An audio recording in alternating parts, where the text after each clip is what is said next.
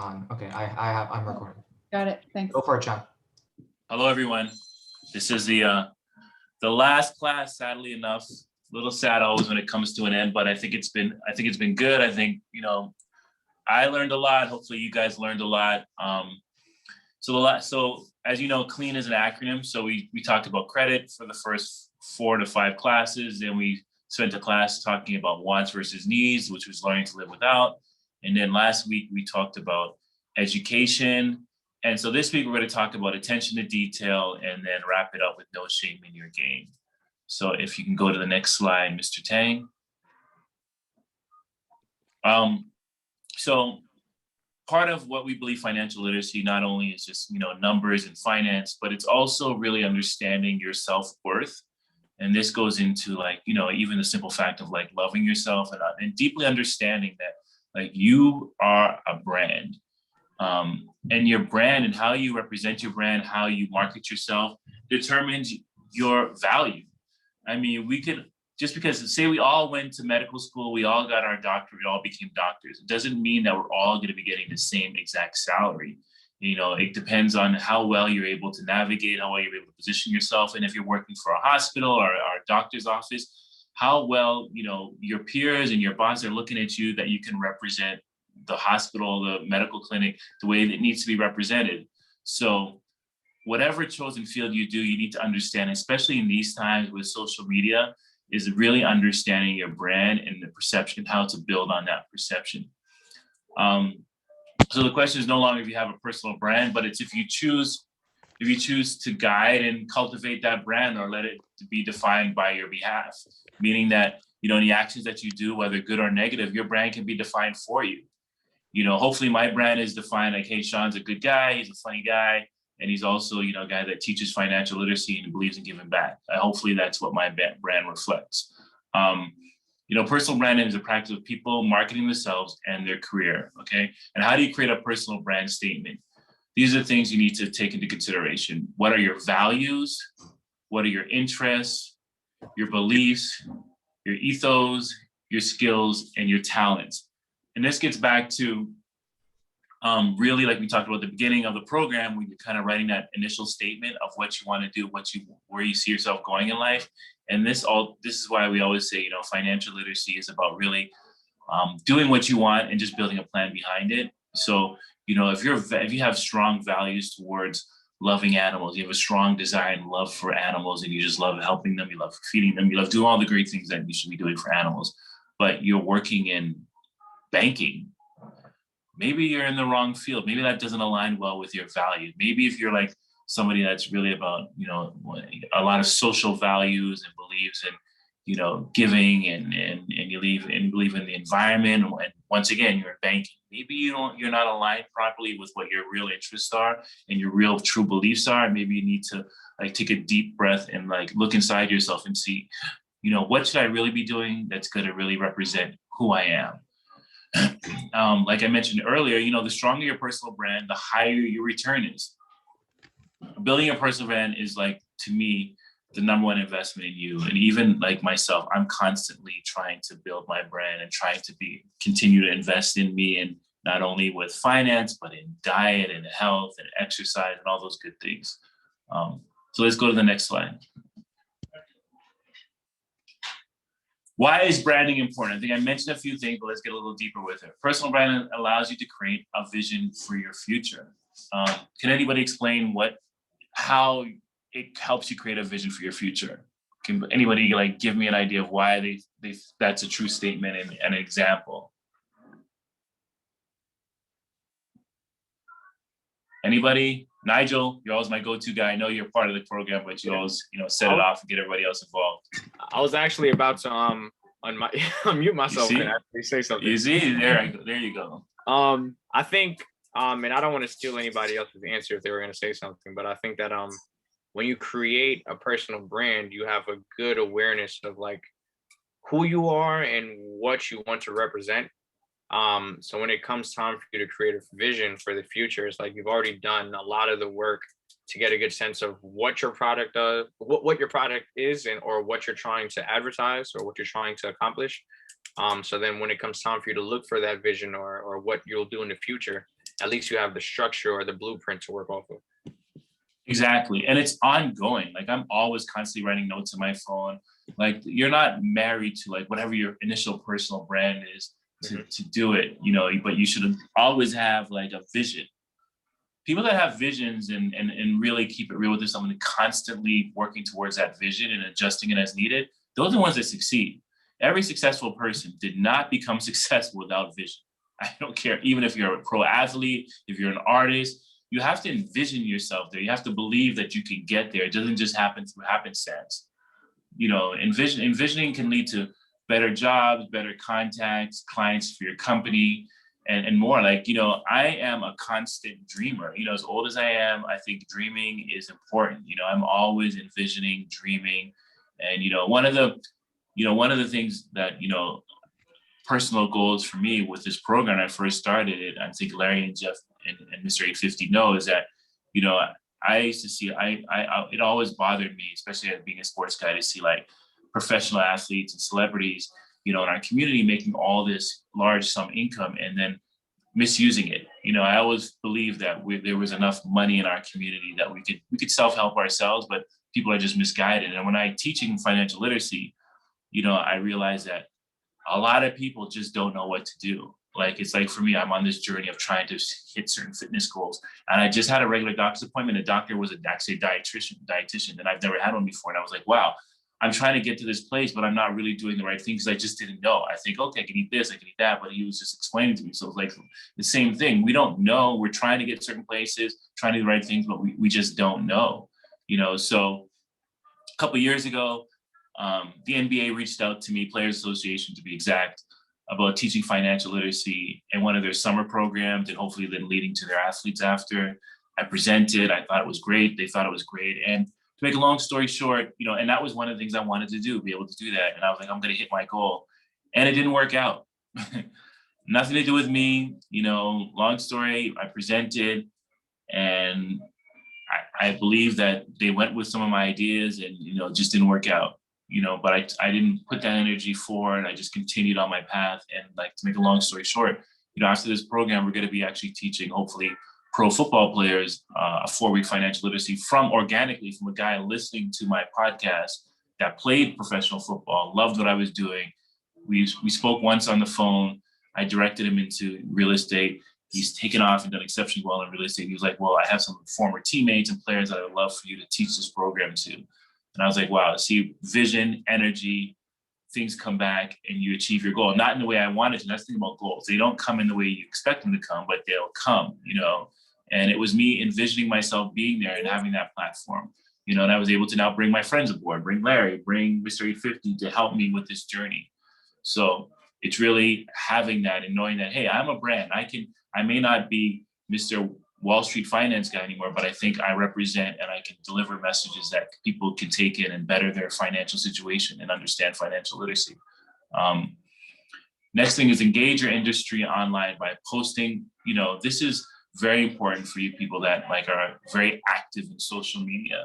You know, and I've always tried to be. I'm not consistent with it, and I need to get better with it. But you know, just think gone are the days where you think you have this private account in social media where like only certain people see and you can be a certain way there and nobody, it's not going to have a reflection on you. Anything you put out there online in the World Wide Web any people can get access to it. And I'd be very mindful of that, you know, when you post certain things. You can still post jokes. I post jokes. You can still post, you know, personal statements and so forth. But I would be a little bit weary of how far you go and what you want to reflect. If you know, for me as a father, one rule I have, I don't post anything that I think that I would want my kids, if my kids read, I'd have to explain to them, I'd feel embarrassed. That's my first and golden rule. Like, I'm not posting anything that doesn't, because I believe as well, like long gone are the days of photo albums. I think, you know, when my time is up in this world, my memory will be reflected through my Facebook, through Instagram, through social media and that kind of stuff. So I want there to be a reflection of me that says that reflects who I am. So even email addresses, I've seen some email address where I'm just scratching my head that I can't believe that this person is using this as their email address. these things all reflect your brand. You know, I believe if you want to joke around and show a different side of you, you know, do it informally with your friends offline. You know, make sure that, you know, what you project online is who you really are. You don't have to explain yourself to anybody, you know. And I'm not saying if you really believe in something, you're passionate about something, and you want to show that, remember, it's just going to be part of your personal brand. And understand that if you're okay with that, then that's fine. And Sean, if I can add really quickly, I know the examples we put on here are probably not the best examples because we're old. So you'll see, like, we put LinkedIn, we put Facebook, we put Twitter. But, you know, I think before 5 years ago, if you ask someone, you know, what's the social media that really matters when it comes to building your brand, people would say things like LinkedIn or Facebook or Twitter, right? And while they're still around, obviously today people are going on TikTok, people are going Clubhouse is like a big thing now. Instagram, right? Like, we're on Instagram. I think it's all, as Sean said, it's all blending together. So Right. the barriers between public and private are blending together. And so I don't know what the right strategy is, but, you know, if there are certain things, as Sean said, that you want to keep private just in case they might be a little bit more controversial, you know, maybe some people have separate accounts, right? One is a public facing one and one is private that they only share with their friends, for example. Like, my Facebook isn't completely private. Once I started recruiting for jobs, the first time I started recruiting for jobs, I made it completely private just because I didn't want to deal with any liability. And I will tell you, when we, at least with the companies that I've worked for, when we go recruit people, not all the time, but sometimes we will look them up or just do a Google search on them, and you'll be surprised what comes up. Yeah, and I have my own business, and I do a Google search. I do check Facebook and see just who they are, and get a feel of who I'm hiring. I'm thinking about hiring. So yeah, it's a reality. You know, when I first started looking, that wasn't the thing, but this is what it is today. You know, so you need to take your social media handles very seriously and understand it's a reflection of you and your brand. And these are all great tools, like, to use just in general. Like, social media is a great tool to meet people, to broaden your knowledge, to meet people of similar interests. You know, like Clubhouse. Like, I've been on a few Clubhouses, and they're really interesting conversations. You know, it's really a good way to meet people of like-minded and have really insightful conversations. So yeah, there's things that the social media that's out there, if used correctly, I think is awesome. You know, I think it really is. So we had a question before we even go to the slide. We had a question about what are certain red flags on people's social media. Now, obviously, if we use the job example again, your employer cannot discriminate, right, based on your age, sex, race, gender, any of that stuff, right? So I don't think you need to be worried about that, right? Red flags would be, you know, if you're, it's hard to say, right? Because we all know everything is a reflection, and I'm sure everyone behind their social media, everyone's a little bit different in reality. But, you know, if you go on your Facebook and someone, maybe even your friend, right, not yourself, is posting on your wall and posting something that's a little inappropriate, right? Or you know, you're making a very controversial political statement. While, again, you shouldn't be discriminating people based on politics, I can't speak for other people, right? There's certain things that might be a little bit more sensitive. I don't think you have to be necessarily worried if, let's say, there's a picture of you going to a party, right? I think that's perfectly fine. We're all allowed to have fun. But if by having fun you start bordering on irresponsible, then that might be something you want to consider, you know, not having on there or making it private.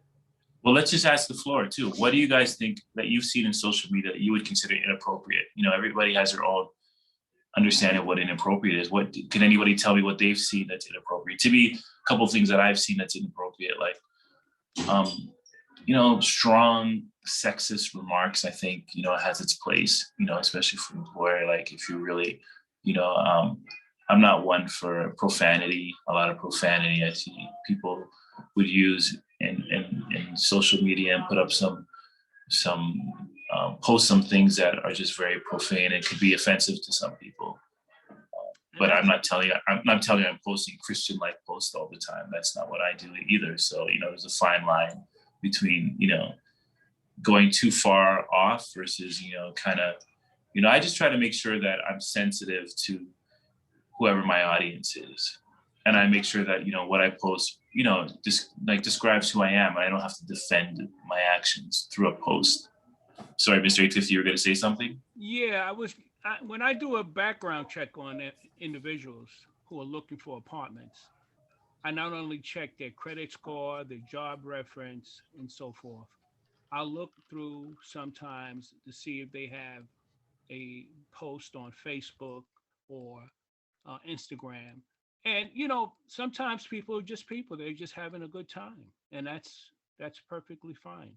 What you look for is character flaws that could, you know, you know, signal well what kind of crowd these individuals might bring to your apartment, or if this person's into just disruptive behavior, going out and getting drunk, and he posts that, which you shouldn't do. So I'm not against people who want to have fun.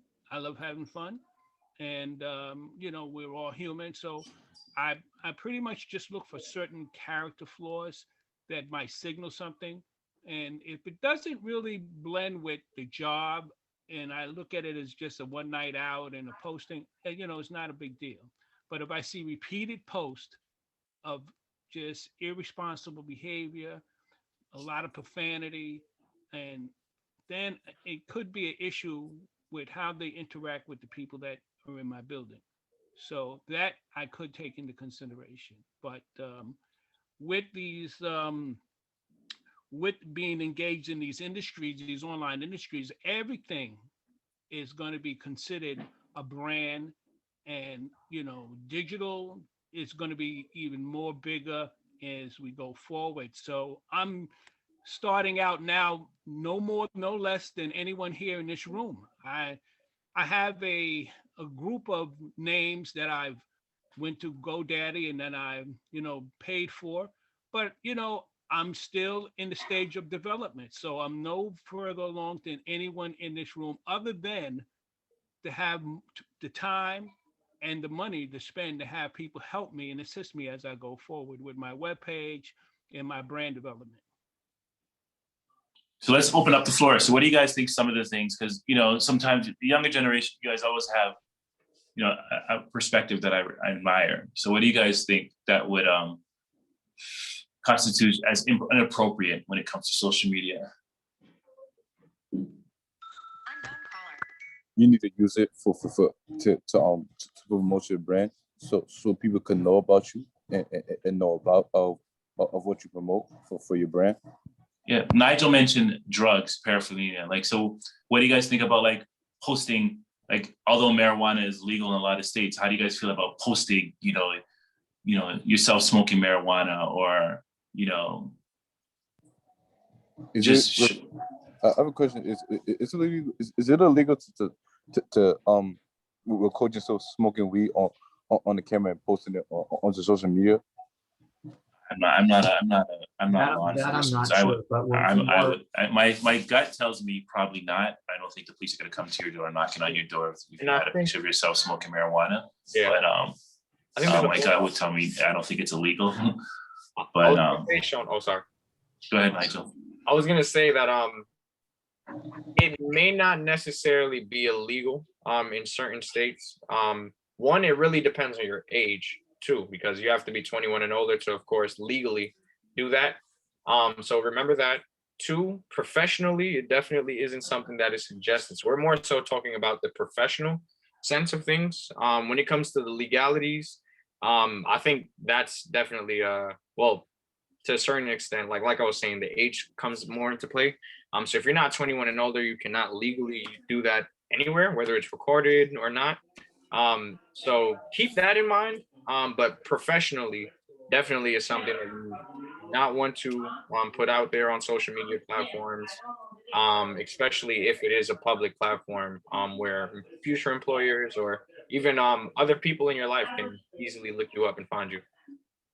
Exactly. And everybody, and the thing about it, because marijuana is trending so high now as a thing to do, everybody still has their personal feelings about it. Even as an employer, I don't know if I'd want a heavily marijuana smoker as working at my store. I'd have a lot of stereotypes in my head. They're going to be tired. They're not going to feel energetic, certain things. And, you know, and if for those that don't know me, even though I have dreadlocks, I have never smoked marijuana in my life. Never tried it. Never tried any kind of drugs. I grew up in an athletic environment, and I just was always had this paranoia of like putting anything in my body. So you would think that, oh, people come to like, do you smoke? And I've never even tried it in my life. And then, so for me, I would be, you know, when people come at me with that, I'm a little taken back because you're assuming that I do something that I don't do. So people may also have that same type of feeling. And I don't judge people for what they do, what they decide to take. But me personally, I'm just, you know, it's never been something that's been appealing to me. You know, I'm always been somewhat of a control freak, and I just don't want to lose my control. So, you know, Sean, if I could just yeah. say, like, if I could just wrap it up, look, we can spend hours talking about different touchy, fence, like on the fence subjects, marijuana, politics, right? Right, A lot of things that are going on in the world right now. I think the reality is, as Sean mentioned, stereotypes, right? The thing is, you can control what you do. You can't really control what other people think about you, and whether or not it's legal or not, right? If people have a stereotype, even if it's illegal, that's what they're going to think. And unfortunately, those biases do creep into life.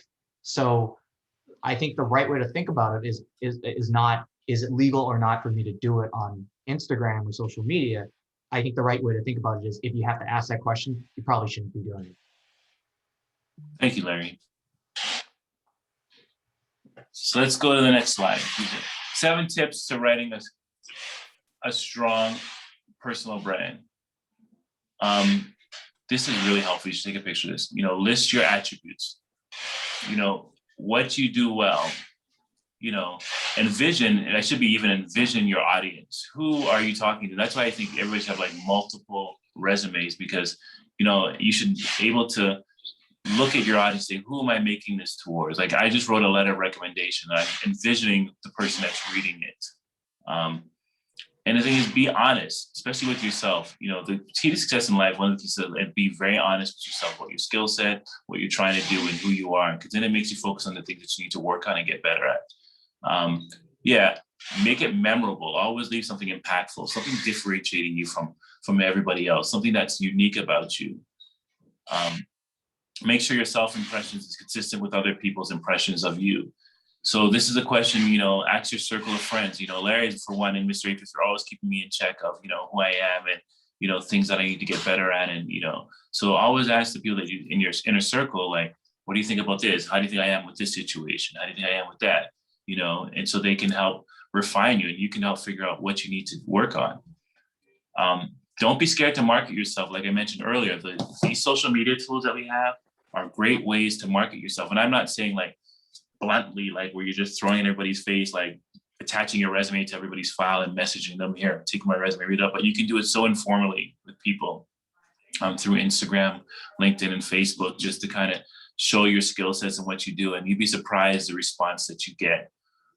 Stay current, you know, make sure that your brand is always current. And as you learn something and you realign yourself, you know, learning sometimes allows you to realign yourself and say, hey, I need to do this. I enjoy this. I'm going to pivot. So always stay updated and keep challenging yourself. And always, you know, I learned this in sports, you know, once, and I tell my kids all the time, once you lose your confidence, everything is gone. You know, nobody should take away your confidence. Larry and I have had like taught classes together, and there will be this one student that just wants to keep pressing you and like challenging your knowledge, and you know, we'll message each other back and forth like, okay, Sean, answer, but we're really just sending each other confidence message to know that, okay, we're gonna get through this, we're gonna answer, we're gonna be professional, and we're gonna you know, not lose that part of who we are and what we stand, what our program is, because when you have something, people are going to challenge it. So people try to poke holes in your program and try to show you up, and we just stay true to what we're trying to do and believe in what we're doing. And I think if I can have 2 comments on the confidence thing. I think some people, I will argue that some people confuse that with fake it till you make it. We hear that a lot. And while I you know, there is a place for that. You know, when you're going on a job interview, obviously you want to put your best face forward. But confidence and stubbornness can sometimes get confused, and you can end up digging your own hole, because there are always going to be people, like with John's example, there are always going to be people who know more about one particular subject than you, right? You cannot know everything. And part of when we went back to last week when we talked about leadership skills and personal skills, right, developing yourself, but part of that is learning how to compromise.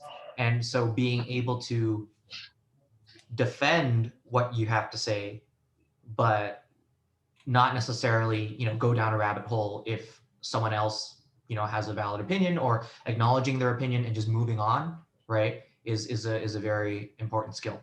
And the other thing I was going to say is number 5, the asking your personal friends. It's a great exercise. So when I was I think Sean mentioned last week that I was applying for a school, grad school, and one of the things we have to do is write these application essays, right? And a lot of them ask you about, your personal brand and like what you care about and what matters to you. And because it's a really hard question to answer it yourself. And so one of the first things that I actually did was ask all my friends to tell me what they thought, like if they could describe me in a sentence or two, like what would it be, right? Like who they think I am. And sometimes it's scary to do that. You wouldn't ordinarily do that because I think as humans, we're scared of what people might say, right? We know what we think we are, but we don't know what other people think we are. So I think doing that, you don't have to do it all the time, but doing that once in a while is actually a really, really good exercise. Another thing I want to say too, don't understand the difference between confidence and arrogance. I have a nephew of mine, and he loves to tell you, how things should be done in a very confident way, to me in a very arrogant way, but because he's not willing to listen to your suggestion, because his way is the only way. It's the only way that makes sense. No matter if it's taking longer, no matter if it doesn't seem practical, his way is the only way that makes sense, and he feels it's confidence, but it's more arrogant than confidence. A confident person welcomes constructive criticisms, welcomes ideas, welcomes change, welcomes opinions, looks at people for face value and understands, like, regardless of their background, their level of education, they still can say something to you that's added value. That's a confident person. So remember that. Even if you've learned, like a lot of people, because they've read more, they've studied more, they have more experience, they feel they can just supersede everything somebody has to say on a particular topic. That's not a confident person. That's a person that's going to miss out a lot in life. So you have to really understand the difference between confidence and arrogance. And why are we trying to hammer this home, and why are we spending time on all this stuff, right? Like, because this is a financial literacy class.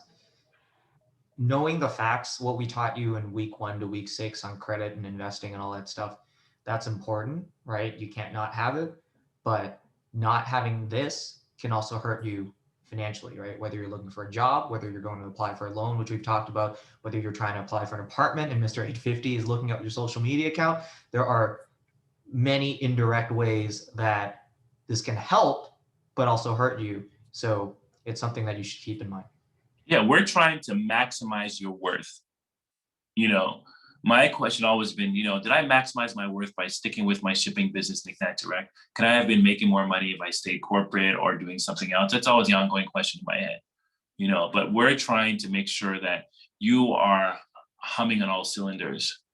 You're making sure that, like we said, there's only 24 hours in a day, and you want to be able to do the right things that'll give you the highest rate of return. Right. And like I say all the time, your number one investment should be you.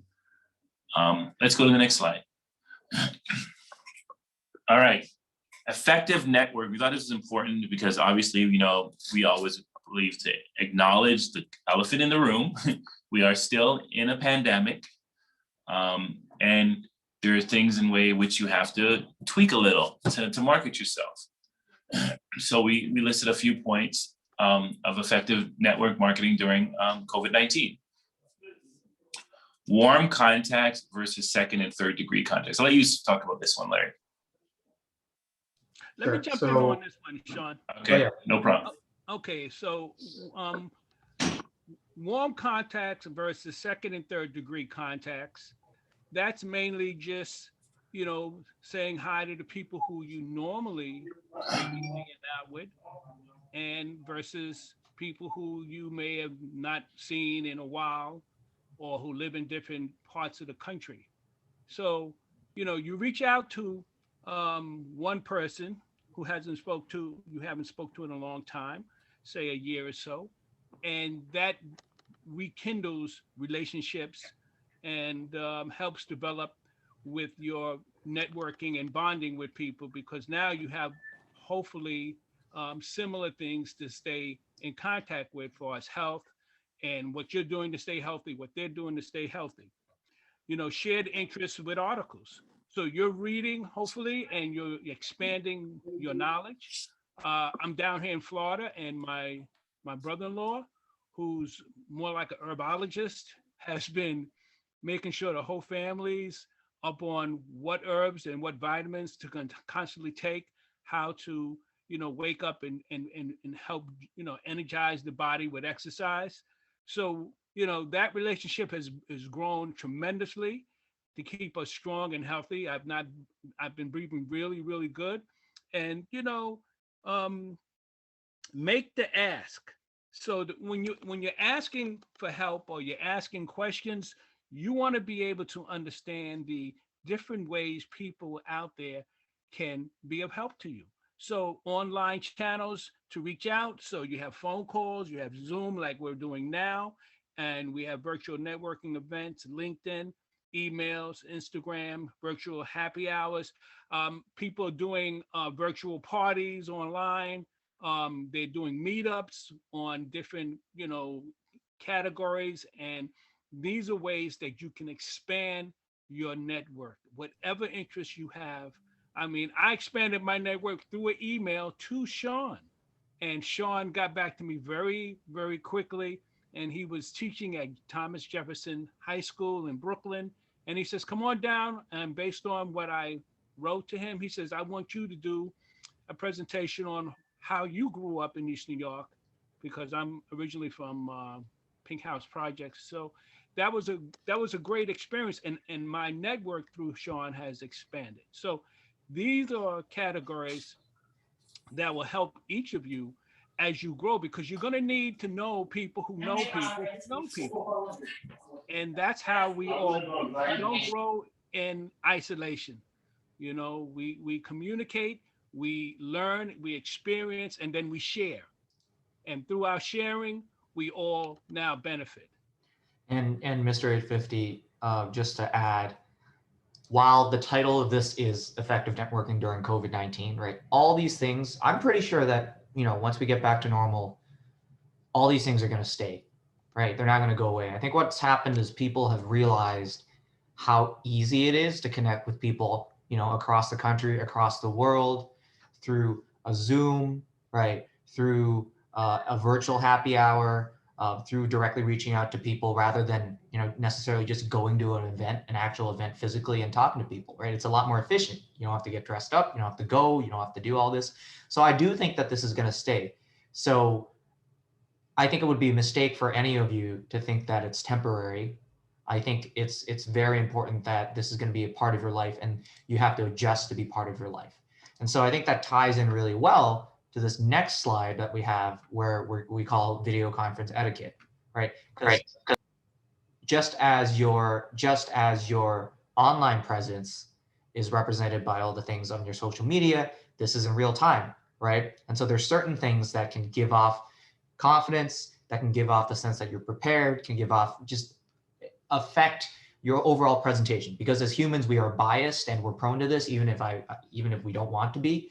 And literally the way that you look, the lighting in your background, the any noise going on in the back can affect how you look. And so being dressed properly, now you don't have to, I think you have to use your best judgment. You don't have to necessarily wear a suit to every time you go talk to someone, but making sure you're not wearing your PJs when you're on the video, right? Making sure that people can hear you, testing that out, making sure you look good, making sure, if like I'm using a video background because this is my bedroom and I don't necessarily want someone to see my bed when I'm going through an interview, right? Practice talking to the camera, because are you looking at the camera, or does it look like you're looking off in some distance because your camera is off there? Trying to create that face-to-face look is really important. And also being mindful of your actions is the last thing, because while you could be texting, you could be doing whatever. You need to give the person their attention, right? Because if you were talking to them, if you were sitting across from them in an actual meeting, would you be checking your phone? Would you be looking outside at the weather? Probably not. So don't do that. So, and it's hard. It's hard because we have so many distractions. And so maybe part of it is not even letting them happen. Maybe it's turning off your phone, putting it somewhere, putting down the blinds, closing your windows, closing your door. If you have a roommate, I used to do this. I would put a little note on my door, a sticky note saying, on a call, please don't be loud or something like that. And it might be passive aggressive, or you can talk to them before, but it's necessary. So just my 2 cents on these.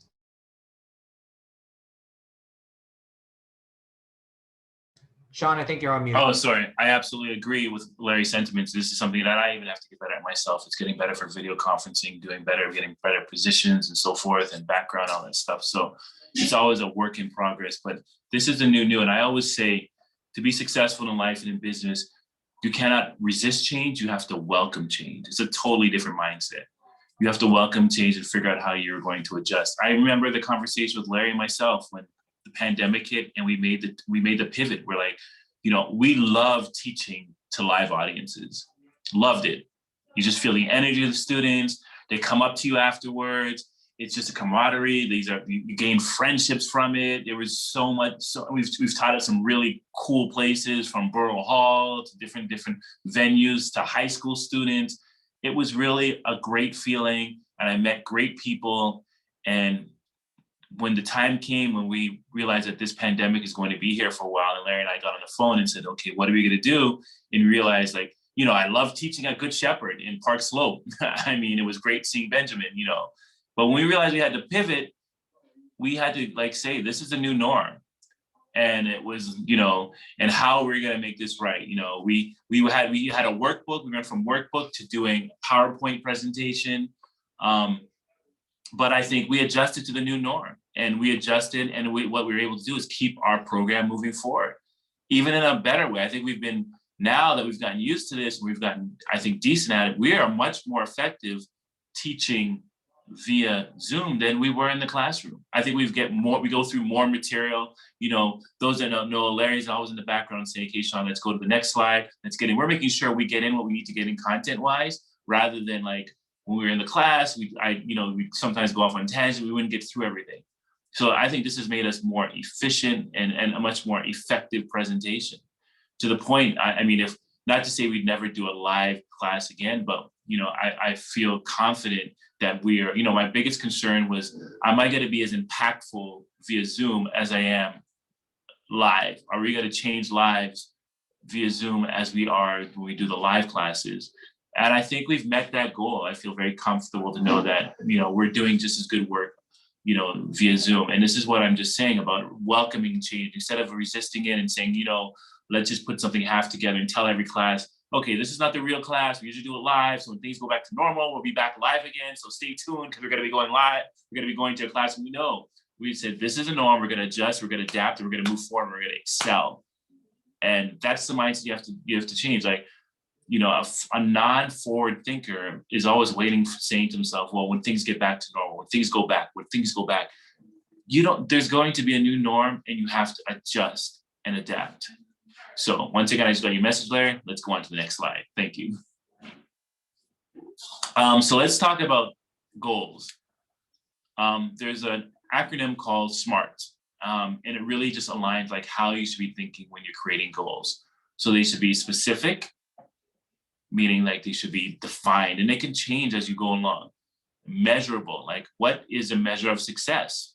It's you have weight goals. You want to hit a certain weight. You want to hit a certain, how do you measure your goals? Because a lot of people, I was just speaking to a friend yesterday, and I'm you're doing the business that you love. You're excelling it, you're growing your clients. What are you upset about? And she had to pause and say, I shouldn't, because she wasn't measuring her success. She wasn't looking back and saying, wow, I have attained a lot. I have gotten a lot. And then, the next thing, are attainable. Are these realistic goals? And, sometimes your big goal needs to be broken down into small little pieces, which I love to do, because I like to hit little targets, and then that'll lead to the big thing. Trying to get to the big thing sometimes can be stressful because you're not hitting the little targets. Next thing is relevant. Like, how relevant is it to your brand, to who you are? What is it going to do for me? Where is it going to take me? And then, once we say it from the beginning of the program, your most important asset is time. What is the sacrifice of time I have to get this goal? Is it worth it? Is getting, is doing this or doing that and the time that it's needed to get there, is it really worth it? Have I measured everything and say, you know what, it's worth putting the time, or that's a lot of time to get to this little, victory that I'm trying to get to. Sorry, Larry, you wanted to say something? Okay. No, I did not, but I think it's fair, and a lot of people use this framework to set goals, and I think a lot of people make the mistake of just setting the goals and then forgetting about it, right? So I think it's important, even though you're setting these goals, to whether you have, on the timely element, whether you have milestones along the way, whether you have, check-ins just to make sure that you're tracking. Because sometimes you can forget if you're setting like a goal that's, more than a year. Sometimes it's hard to zoom out and be like, where am I on this journey? All right. So now we've actually finished attention to detail. So we've gone through credit, learning to live without, education, attention to detail. We're on the last module, which is no shame in your game. And first of all, does anybody have any questions with attention to detail? No. Okay. So no shame in your game. Hopefully by now in the program, you're understanding that, hey, I can do and accomplish anything I want to do, and I can build a financial plan behind it, and I know all the variables in which to do that. And this is just reinforcing you to, go for it. And the things that you need to know to live that clean life and to achieve your goals and to leave something for the next generation, to build financial wealth. We wrote down a few tips that we feel can help you get through there. And then at the end of that, I want a couple of people to kind of go through what their initial goals were in the program, and then tell us, now that you've taken the program, where your goals are now. Are they the same? Have you modified them a little? Have you adjusted? How has the program helped you in that sense, and just an overall perspective? So we'll go through these. We have like 10 minutes. So number one is identify your dream. Number two, write down your goals. And they can always be subject to change, but it's so important to continue to write down your goals. Stay open-minded to constructive criticism. Align yourself with the right people. I mean, if I didn't have Larry and Mr. 850 on my team, there's no way Clean would still be around today. So it's really building that team and aligning yourself with them. Stay on your path to success. Most people don't achieve their goals because they let a little thing called life get in the way. A hiccup will come. Yay, they'll get sick. God forbid, something tragic will happen. Somebody may pass away, or you may not get through a course that you thought you were going to get through, and you have to take it over again. And those little, you got this unsudden debt or burden that you didn't expect. That's what I call life. We're all going to go through different things in life, different challenges in life. They happen, and they happen when you're on your journey. But you have to understand, like, okay, I'm going to get through this, but I can continue. Very important, continue on my journey. It may not be at the same rate it was before this incident happened, but you still have to chip away at it, because if what will happen, you'll let this thing get in the way. Then something else will come up and it will stop you. Then something else will come up and you won't achieve your goals. Like, with Clean, they have so many other things going on, but I make sure I always chip away at Clean. And Larry always mess with me, like, hey, when are we having a meeting? What's going on next? What are we doing next? So we keep the process moving forward. Failure is a great learning tool. And I don't even call it failure. I just call it a learning tool. Things that didn't work out in the way you expected them to, it's just the way in which we should learn and reassess what you need to do to get to your goal. Chip away at it. Especially in the city that we live in, thick skin is vital. People are I just had a doctor's appointment, like I said, and, I'm trying to reach certain weight goals, certain things. And he was just very blunt with me, and I appreciate it. Like, this is what you need to do. If you want to get to where you need to, I understand all the working out you do, but you're not doing X, Y, Z right, and this is what you need to do. And I was like, I appreciate your bluntness. Remove your emotions and never close the door to an open door. Once again, very important. You're going to find somebody you're going to work with you didn't like. Somebody you're going to do business with you're not going to like. Doesn't mean you have to show that emotion. Doesn't mean you have to tell them off or tell them how you feel or give them attitude. Try to maintain that level of professionalism, because you know what? When time goes on, and I've seen it happen, people that I grew up with that I didn't even like have reached out to me through Facebook and be like, hey, Sean, and, so glad to catch up with you, blah, blah, blah. And you can tell they're just genuinely happy to see me, even though we didn't like each other as kids, we had differences. And, I could leverage that relationship, and it's the same thing with a boss or employer. You may not have gotten along at that particular time, but as time goes on, it heals. And you may realize that this person is a great contact. And just to know that you can reach out to that person may impact your life. So I don't see the added value to just telling somebody how you feel, giving them a piece of your mind and ending it on a sour note. So that leads right into don't burn your bridges. And everything you do and everything you say, everything that has your signature on it, your branding, have a sense of integrity and pride in what you're presenting and what you're doing. Let people feel that. Even if they don't like it, know that you're proud and you're confident of what you're providing to them and the work that you're doing. Focus, another great acronym. Follows one's course until successful. So stay on that path and keep going until you've reached where you need to get to.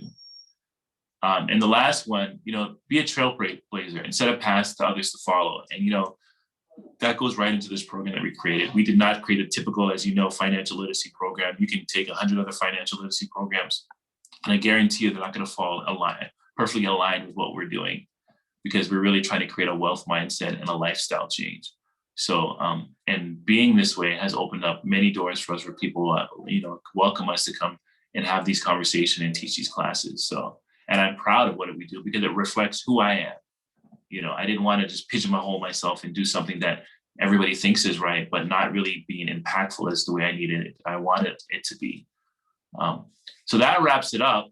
So now we're going to get back to asking people to tell us what their initial goals were and, how Clean has helped us get there. And I think Larry has some little wrap up things that that he wants you guys to do as well. Correct? Yeah, let's do the goals first, and then we'll quickly wrap it up.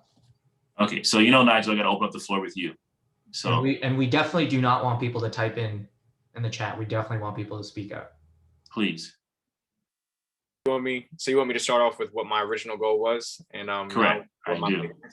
Okay. I think originally, prior to just like listening to the content on these goals and participating, I guess I had my own sense of what wealth or what success should look like for me, or what I thought it should look like.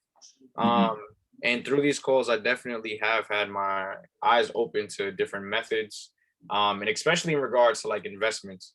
I think that those goals have definitely shifted, where it's not necessarily about quick money. I definitely appreciate the information that you all shared about how staying consistent in whatever investment pattern or whatever savings plan or whatever plan that you set up for yourself, like staying consistent and recognizing, just being real with yourself. I think that has helped me a lot, because I'm not necessarily somebody that has chased fast money, but I think that in regards to investments, I have been overzealous at times. So I think that just like a lot of the advice that you've given on that has helped me to kind of just recognize a plan that works and try to just stick to it, even if there may be like 1 or 2 off days. It's more so the bigger picture that matters. Oh, that's fabulous. Mm-hmm. Can somebody else talk about their goals? What about you, Akeem? Can I say something? Sure. Well, of course. well, I only been here since last week, but like I learned that the importance of planning stuff out and the impact it can have on your career, like how small things like social media and how you present yourself and what it actually takes to become successful. Because like I just had an idea in my head, but like it wasn't like realistic, or like I didn't know how to get there, and like it taught me the steps and stuff. That's great. You can listen to all their previous classes too, where they're on our podcast stream, Two Black Guys with Good Credit. They're there for you can catch all the classes that you missed. They're on YouTube if you need the slides as well. So any of our social media accounts, you should be able to find a link to them. Can you put the link to the YouTube in the chat? Is that possible? Sure, I'll do that right now. Thank you. Yeah, Sean, I want to add something. One of the great things this class is really looking to share and teach each of you, and we are all, working on this as we all go forward. Each of us is to learn to let go. Can't grab the next level unless you let go of the level you're in now.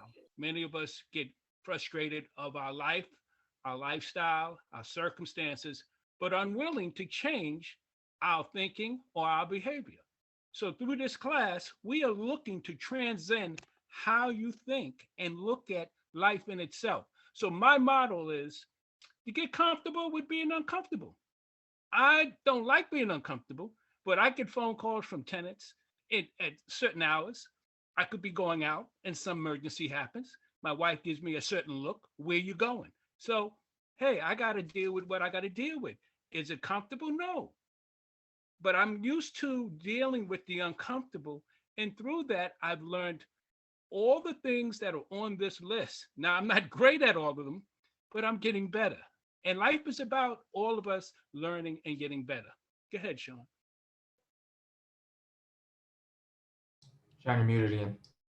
Okay, so um, the last thing I would like to say is that I muted myself. Well said. I said, Mr. 850. Well okay, said. go ahead, Sean. Go ahead.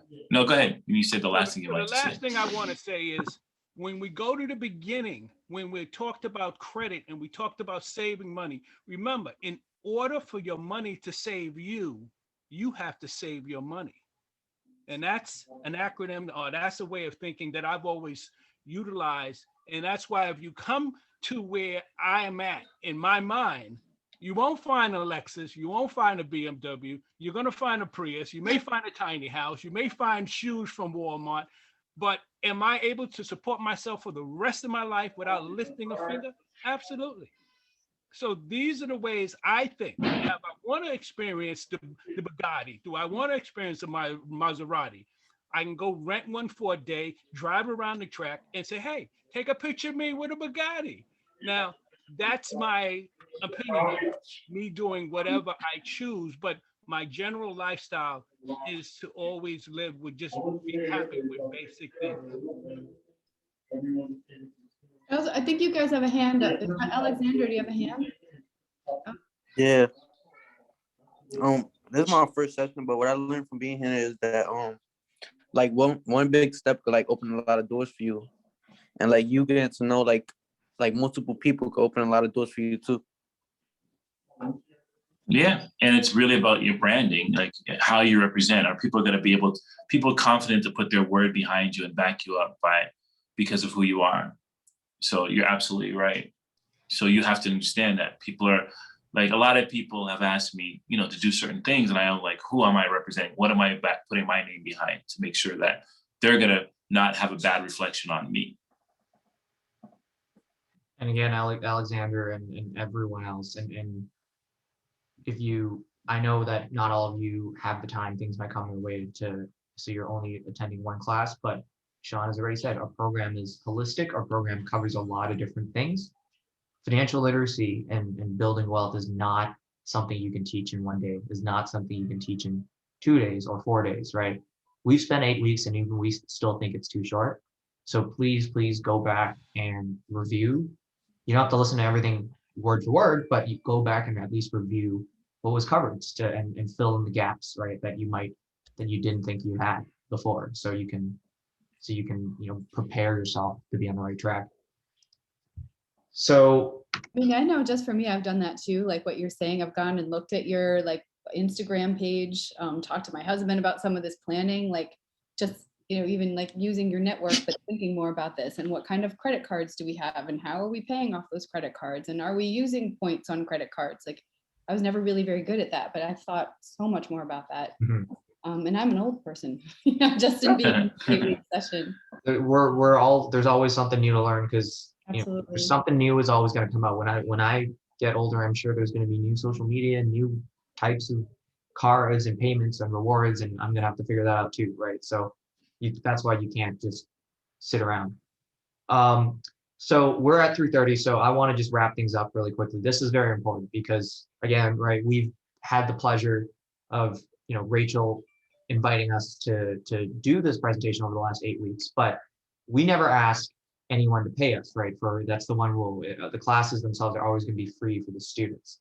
And so there are a couple ways indirectly that we would appreciate where you can help us if you appreciated this class so we can keep going, we can teach more people, we can keep our program up. The first thing we're going to do is we're going to send a survey around, and I'll send that to Rachel, which we do at the end of every class to get your feedback to make sure we can be better, right? If it's a timing thing, if we rush through things, if there's certain areas that you wanted us to cover, please fill that out, because it's really important for, when people want to give us funding, they need to see that. They need to see that we're actually, doing something. Second thing is follow us on social media. As Rachel said, we're always posting new things. We'll post random tips. We'll add things to the podcast. Follow Sean on his personal Instagram as well, Financially Clean Sean. And I already said, listen to our podcast, whether you have an Android or an iPhone or anything, you can find it on there. Go to our website and you can find links to the podcast. And also tell your friends about Clean. Sign up for our email list. You can go on our website and there's a little box right under the top where it says sign up for an email list to keep track of what's going on. So if there's, whether it's another class, whether there's a specific subject that we're going to go over, sometimes we have these mini courses on something, we will let you guys know and keep track of what we're going on. And the most important thing is, even if you don't do any of the above, right, pass on what you've learned, because that's how you build knowledge in your community. That's how you make a change, right? Even if everyone just passed on one thing that they learned from this class, that would be a positive step forward. Any thoughts, Sean? No, I'd just like to say thank you. I was honored to spend the last 8+ weeks with you guys. It's been great. I hope one day, when this pandemic passes, to meet each and every one of you in person. And I'm your biggest fan. I wish you all much success, and call on a brother when you do, because I think that's the beautiful thing about what we do. We've had so many great success stories out of this, and then it becomes just a great contact for even myself. So please continue to keep us in the loop of your successes and the things that you're doing. Because it makes me actually feel good and know that, hey, I have a good contact out there. But I enjoyed it, and I hope, like I said, to meet you all one day, and thank you so much for allowing us to be part of your Friday afternoons. Thank you, Rachel, and thank you, Nigel, as well. Everybody, maybe we can unmute ourselves for a second and thank everybody for being here. Like, I wish we were in a big room and we could have a big meal or something and celebrate together, but it's really grateful to be in this space with everybody. Yeah, it was great energy. Definitely. And I just want to share some of the same sentiments and say that, like, I really appreciated the time that you guys took out to just meet with our students and our interns and just teach them some of the things that we ourselves probably didn't learn until later on down the road. So really appreciate it. I've been taking notes. I hope that they have been continuously taking notes as well. But like you said, definitely this won't be the last time that we communicate with each other, because I think that myself as well as an individual, and then hopefully in the future we're able to reconvene in person when it's deemed safe, of course. Absolutely. Mm-hmm. Definitely. All right, everyone. All right, everyone. All right. Everyone. I'll All see right, y'all thank on you, guys. social media, I guess. I'm following you, Rachel. So yeah, I'll see you on I follow you guys. Send us a message on social media. Definitely. Thank you. What's it called? Financially Clean. Thank y'all for everything. Financially Clean. Oh yeah, Financially Clean, and I'm Financially Clean, Sean, SHAUN. Thank you, everyone. Have a great weekend. Thank All you. right, Go out there and build your wealth mindset. Oh, yes. Let's get it. Bye-bye, everyone. Get it. All right, bye. Enjoy.